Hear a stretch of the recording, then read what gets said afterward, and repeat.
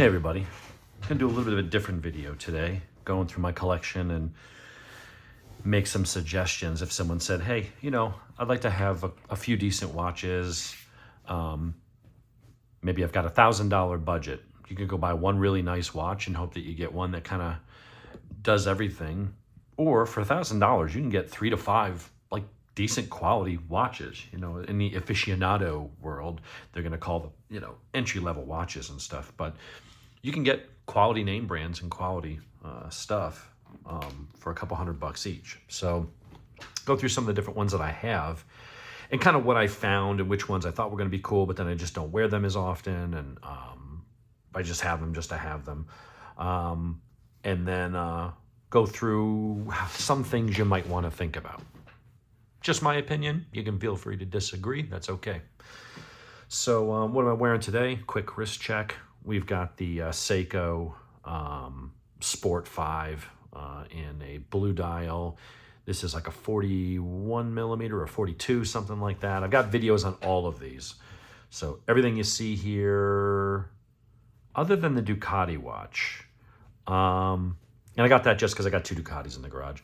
And I thought it was kind of cool. I thought it was a chronograph, didn't read it. It's not, it's a world time. So these other things here, it's not, these buttons aren't for the chronograph. It's to set some other things. But anyway, we won't talk about that one.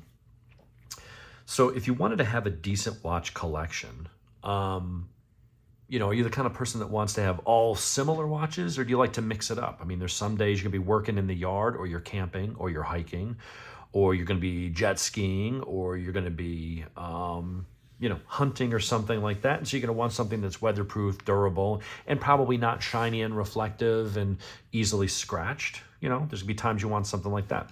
There's other times you might be going to a wedding. You might have a job interview. You're going into the office. If you're in the white collar environment, you want something a little nicer, a little cleaner. There's different styles for different, you don't have one pair of shoes. I mean, I kind of just want to wear one pair of shoes, but if I'm going to wear a suit, I got to have a different pair of shoes. You don't have one type of gun, right? There's certain guns that are fun for plinking. You got your 22s and stuff, right? Then you've got the guns that are smaller, higher caliber, but smaller and still concealable for carry. Then you got your shotguns for hunting. You got rifles. You got ARs and stuff. And, you got different guns for different purposes. Same thing with knives. The big knife you're going to use for hunting or survival or a camp knife is not going to be the one you slip in your pocket when you go to the office, right? You're going to have a smaller Swiss Army knife or a Benchmade bug out. Watches are the same. And I don't like smartwatches anymore. I thought at first a smartwatch was going to be the coolest thing ever. And once the novelty wears off after a month or two, I was like, this is boring. It's the same every year. Yeah, it might be, slightly less bezel. But I'm like, you're spending $300 to $400 on a disposable mini toaster, and it does a couple things, and it's just an extension of your phone. And when it goes off, half the time you need to go to your phone to do anything real. I mean, you can reply real quick, but you still have to basically use the phone. So I'm like, why would I spend an extra $400 for something I'm going to use for a year or two and then throw it out and buy another one that's pretty much exactly like that? To me, that just seems stupid and wasteful.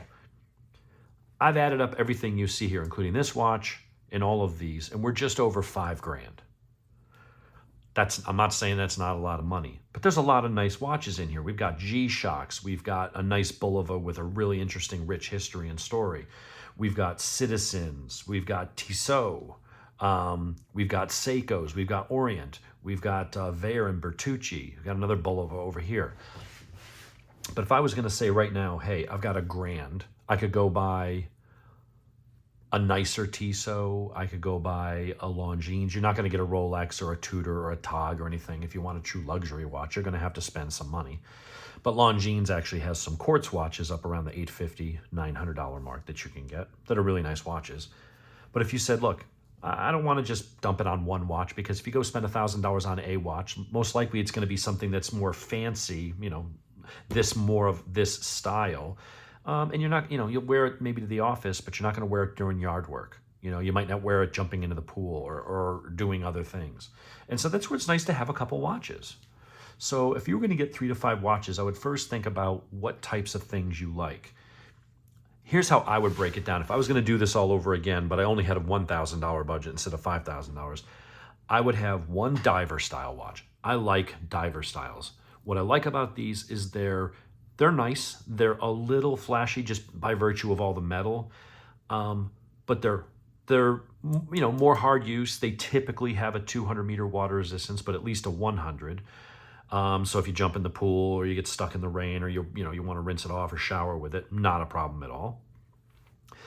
And it's good enough to wear with jeans and a t-shirt. Might be a little dressed up for that, but it's certainly for anything business casual. And you can wear these with a tux, This is a nice watch.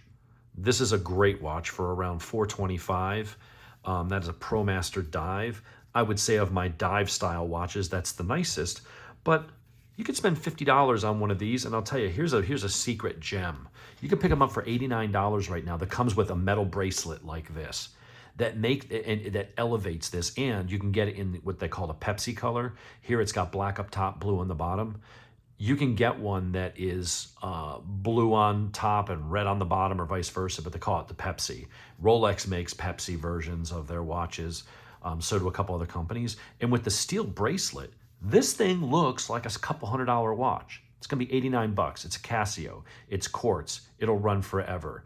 It's got 200-meter water resistance with a screw-down crown. How can you go wrong for less than $100 shipped to your house from Amazon? So I would say if you like dive watches, I would go with a Casio Duo if you're really on a budget. But if you want it to look nicer and less casual, less quote-unquote Casio, get the one with the steel bracelet. That would be my recommendation. For $100, you can have a really nice, this is a watch that Bill Gates has been seen wearing on multiple occasions. Casio Duo. Why? Because it's just a good, reliable watch. It'll run forever. It's actually very well done. It's very well polished. It's got a nice bezel that lines up perfectly, and it has good lume. There's nothing wrong with this watch. Most people know Casio from like Walmart and Target, $25 cheap watches, and maybe they've seen some of the lower end G-Shocks. Casio has watches up to $5,500 and $6,000. Then they do some special one-offs or super limited editions that jump up from there. Casio is a legit watch company. If you want to treat yourself to something nice, consider Seiko.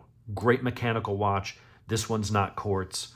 I've got this one that has 200-meter water resistance, and I've got some cool NATO straps coming today for this one. This is great. These are just under $200. You can pick up an Orient. This is the Cano. If you like the larger 44 mil, got a review on that. Of the dive style watches I have, this is the nicest one. The Seiko is pretty nice. This just ups it. You got a chronograph, 200-meter water resistance. It's solar powered. Set it and forget it. You've got a date on there.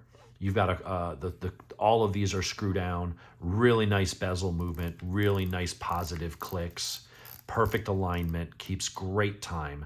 This is a fantastic watch for just over $400. This is the ProMaster Dive. So if you wanted to go on the nicer end, if you're going to try to keep under that $1,000 for at least 3 watches, maybe as high as 5 watches for $1,000, I would recommend this one highly. If you want to spend more money on your dive watch, that is something you can wear anything around the office to, really, you can wear it in a suit or even a tux at a wedding or something like that. Like, that's a nice watch. I like dive watches. I think they're versatile. They're heavy duty. They're a little bit, they feel substantial. I mean, when you hold these things, you don't feel like you're holding a toy. You feel like you're holding a piece of something that was designed and is strong and will take a little bit of a beating and keep going, and they tend to. Dive watches are, if you get a dive watch that's actually ISO certified to go down to 200 meters, I mean, that's a watch that is made to withstand pressure and take a little bit of a beating. So I would say have something, like that. I like a dive watch. Of the ones that I have, if I had to just pick one of these, I'm going to pick the Citizen. I would pay a little bit more money of my budget to have that watch. If you just want the dive style and it doesn't really matter to you, get the Pepsi version of this with the bracelet. In some ways, it looks damn near as nice. I mean, it doesn't have the extra complications. The lume's not as good, that kind of stuff. But just looking at it casually, when you put the bracelet on with that Pepsi, that color, the blue and the red, it really makes it pop. And it looks like a much more expensive watch, and it's still quality. It's a good watch. I also think anybody in your collection, you're going to want that knife, that knife. I'm so used to doing knife reviews. For my collection, I'm going to set these aside of which ones I would keep to try to keep it in that budget. I would say you need a G-Shock. G-Shocks, yeah, they're chunky, they're funky, but you can get different ones. They're also really good watches. Watch snobs tend to really like G-Shocks because of what they are. Yeah, they're resin, although you can get metal ones and spend a lot more money. But these things are true, almost indestructible watches. They're over-engineered, solar-powered, so you never have to worry about batteries. Some of them have radio, or they catch a radio signal every night at midnight, and it sets the time accurately to an atomic clock. This one has Bluetooth, so once a day it'll just talk to your phone real quick and update the dial. You know, you can go in different directions. This one's bigger and chunkier. If you want something that's waterproof, you could jet ski, you can do whatever, you could do some diving, go spearfishing, go hunting, whatever it is you're gonna do, go camping, and you don't have to worry about winding it, you don't have to worry about batteries, you just wear it and it'll just keep on going. You gotta have a G-Shock in your collection. I think that this one is bigger and chunkier and has a compass, so if you get lost in the woods, it's nice to know which way is north and all that stuff. Although you could always tell your direction basically by the sun. But let's say it's cloudy or it's at night, it's nice to have that. They both have backlights. This one is the Casio, and I want to say these are around 120 bucks. I think that this one is bigger, and while it is probably the bigger, this is from the Mud series, it's a bit tougher. I think, honestly, I would go for this one they call the Casio. The reason being it's a little bit slimmer, still has the 200-meter water resistance. I like the fact that it has analog, but then you get the digital date, you get the seconds, you have a stopwatch, you have a backlight. It's a good watch, and while this is bigger and will probably take more hits, because it's so big on your wrist and it sticks up, you're constantly banging it into things. So there is a price when you have that big chunky watch. It will take a better beating, but you will beat it up more as a result. So I would say, this was 200. I would save and go for the one that's closer down to like 110 or whatever this was. And so do you add that to, if I was going to build my collection, if I only had $1,000 to spend, I would take the Citizen and that, and now I'm basically up to like 550 between the two. So I still got 450 bucks to work with.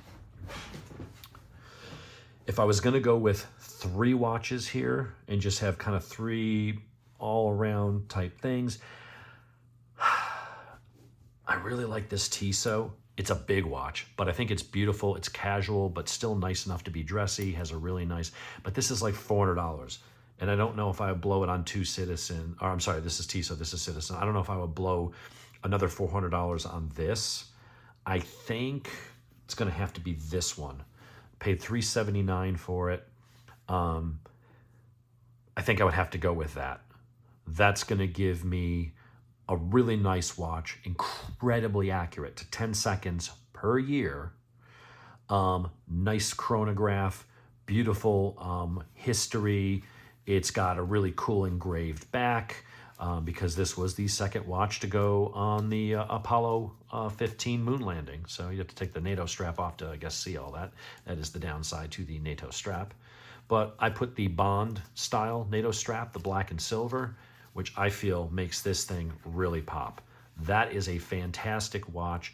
Only 50-meter water resistance, so this is going to be probably more your casual watch, but not going in the water. If I'm going in the water, it's going to be with one of these two guys over here. But if let's see, we got 550. We add in another, let's just say 375. What's that going to take us to? I can't even do math. I know I should be able to do that in my head. I'm just 550 plus 375.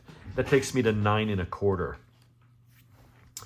I think the other watch I would then add to maybe up it to 4. So at this point, I could either say, you know what, we'll go with the bigger, more expensive, and that'll close the gap.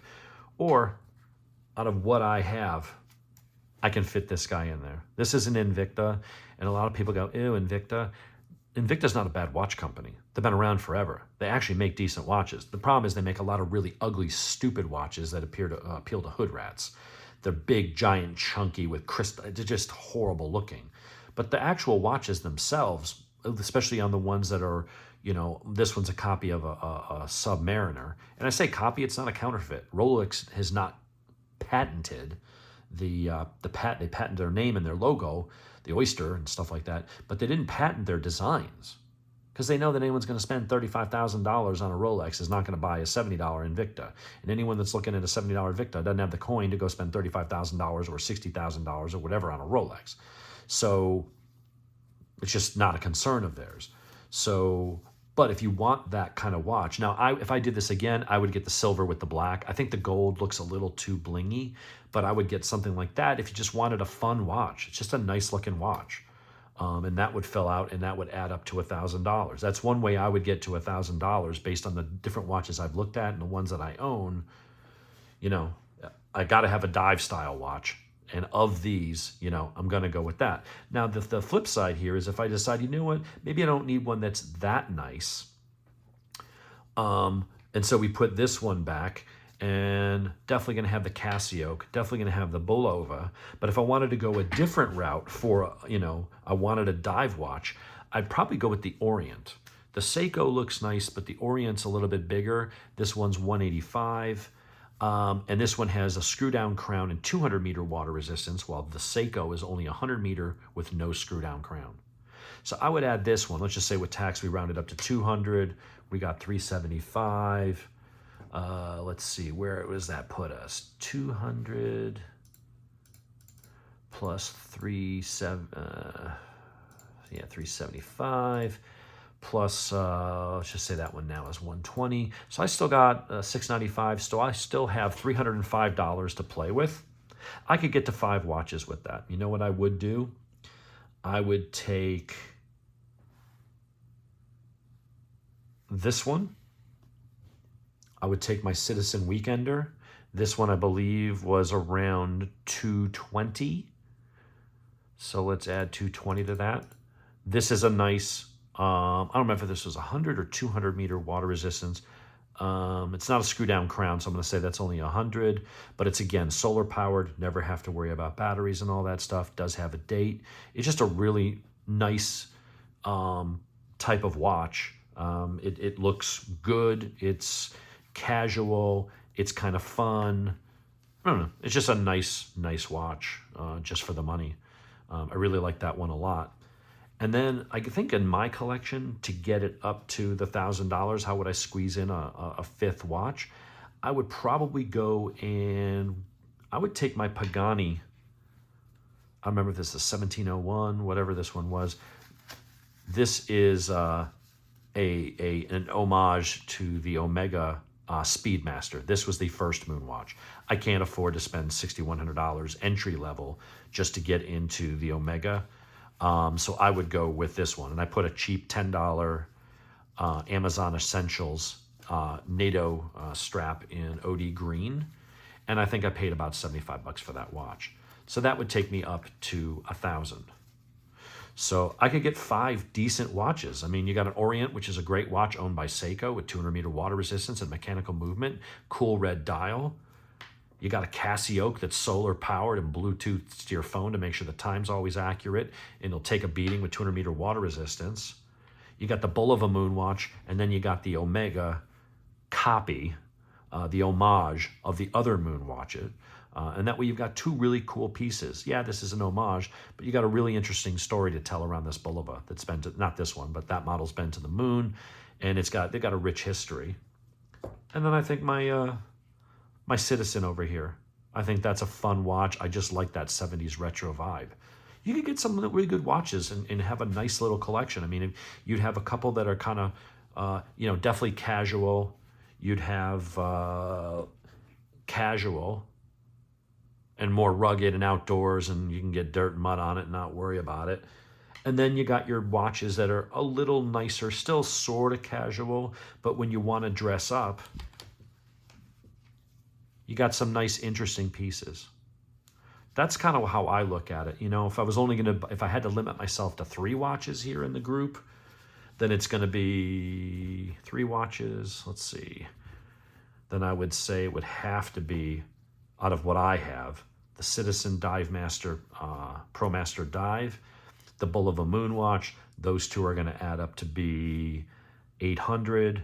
And then the last $200, I'm gonna take my Vaer. I'm gonna go with the Vaer. That's just a really nice 100 atmosphere, but rated for salt water, has a guarantee, all that kind of stuff. So that would be my nice, fancier, flashier, blingier one, kind of in the middle, casual, but still nice enough to pull off if you're going out to a nice dinner with your boss or something with work. And then your casual, beat around, jump in pool, do whatever. You just need a small basic watch that you don't have to worry about, that has sapphire glass and is just a nice quality little watch. I'd go with those three. You could have a nice collection of 3 watches for $1,000 right there. Citizen, excellent company, excellent reputation. Belova, excellent company, really good story with this watch and rich history. And then you got this new upstart out of California making really good field watches that stand behind their work. I mean, I think that's a fantastic, a little 3-watch collection that you could have for coming in just with shipping and everything. You're coming in literally just at about $1,000 for 3 really nice pieces that I think anybody would be proud to own. And you'd have your different watches for different days and different purposes and things like that.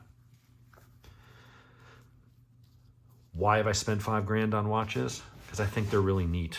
There's something really cool about watches, and I'm probably going to be adding to my collection, and I'll probably get some more expensive ones as things take off in my new position at work and stuff, and commission checks start rolling back in and things like that.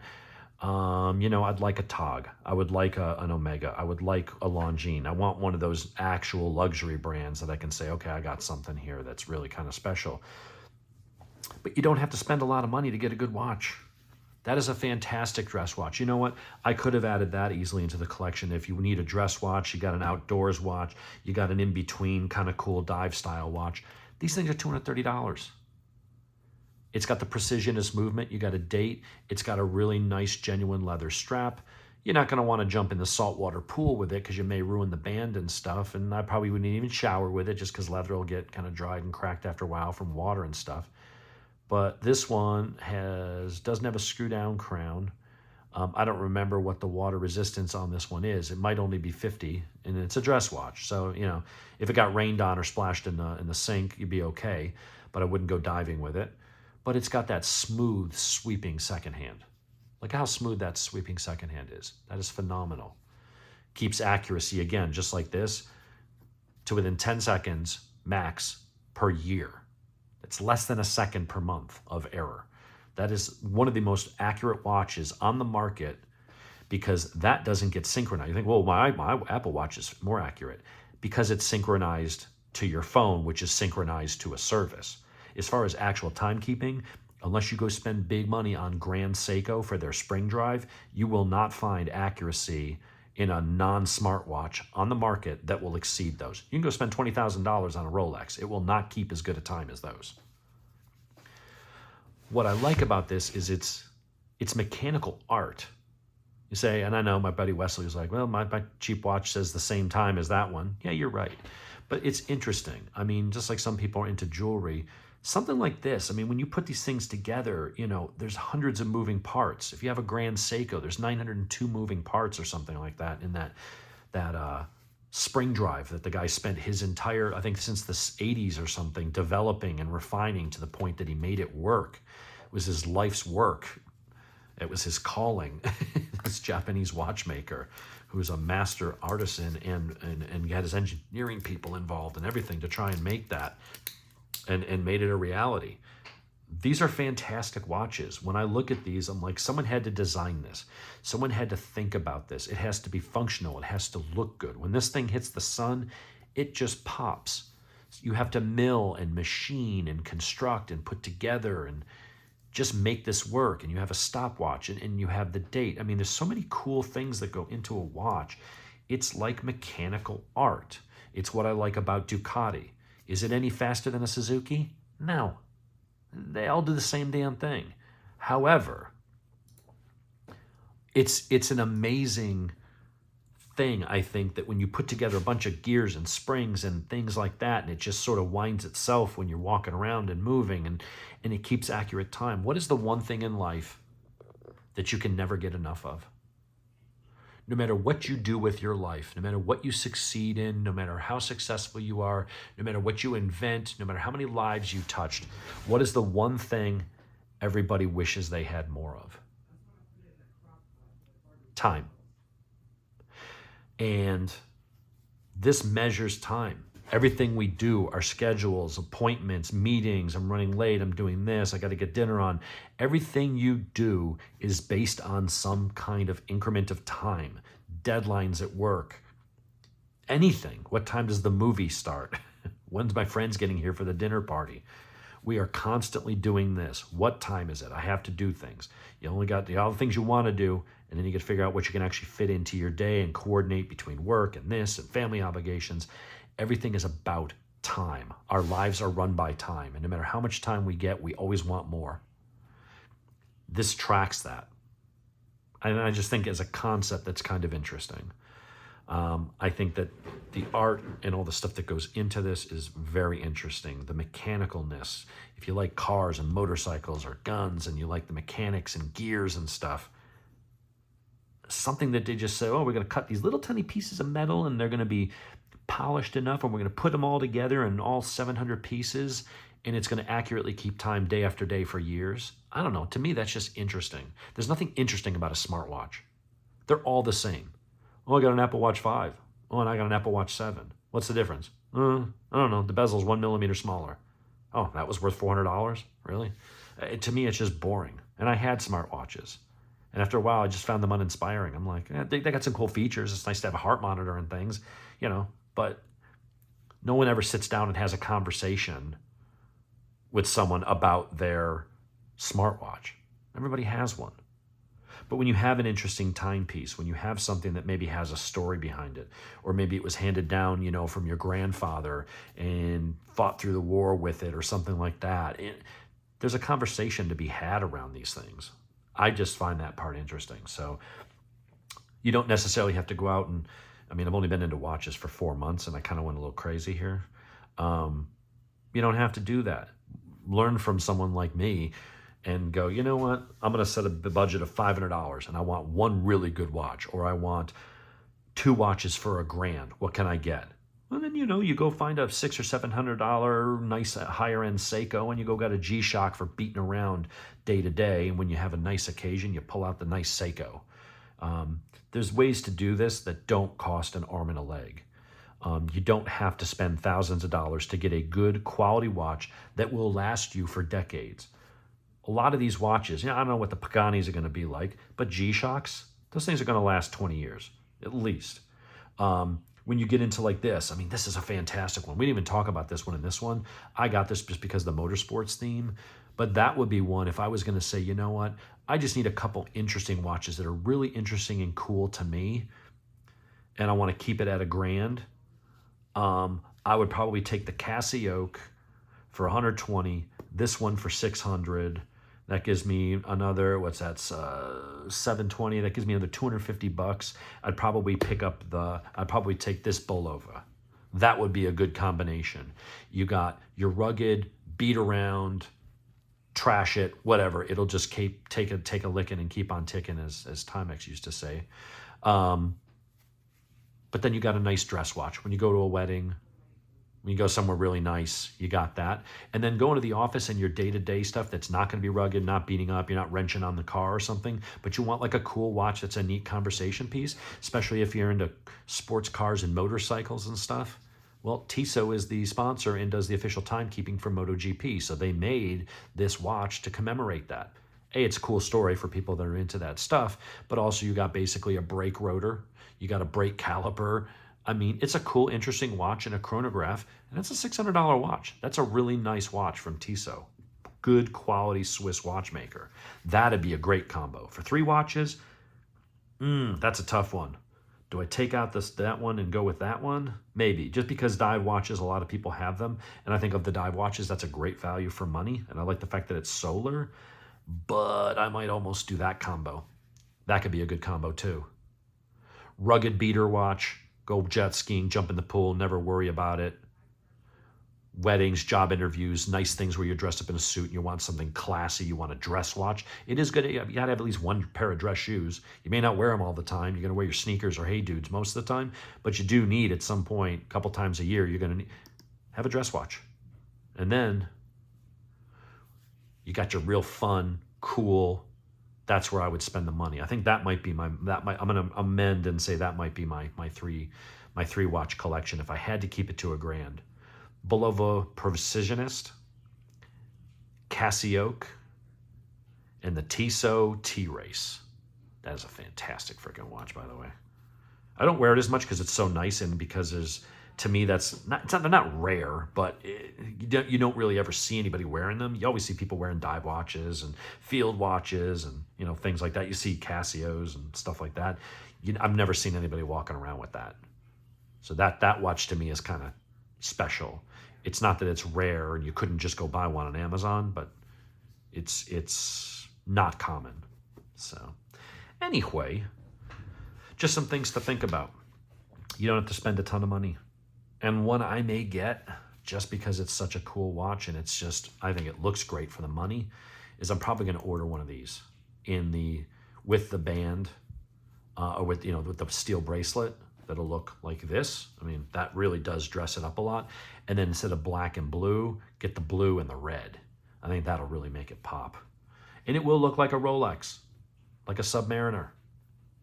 It's modeled after that. There's a lot of watches out there that look like Submariners. And when you put a bracelet on, it really makes it look like that. So, not that you're trying to fool anybody. It's clearly a Casio. You're not going to get called out for trying to be a poser or anything like that. But yeah, anyway, that's what I think. And another one that was really fun, go read the review on this one. That's another Seiko. It's 100-meter water resistance. It's got a chronograph and definitely a sport themed. It's not really much of a dive watch, but it is more of a sports theme. And just a simple quartz calendar, a simple quartz watch movement. Comes with a nice sports strap. That's a cool watch too. Those are about 100 and I forget what I spent on that one. 170? 160, something like that. I don't know. Anyway, that's what we've got for today. So I'm going to go finish throwing some stuff out and cleaning up the garage. And then Jimmy and I are going to do a little podcast on the whole Trump verdict as we drive around in the Corvette today. So we'll have that to look forward to. But that's my collection. I think I've got some really cool pieces here. For $5,000, I could have gone and bought one Omega or one Grand Seiko that I'd be afraid to wear all the time because I'm scratching it or breaking it. And instead, I've got watches. I could loan somebody a watch who needs a watch for a wedding or gift it to somebody. I think I've got a pretty solid collection here of good quality pieces. The only one in here you'd go, I'm not so sure about it, would be the two Paganis. But keep in mind, these are both using Seiko movements.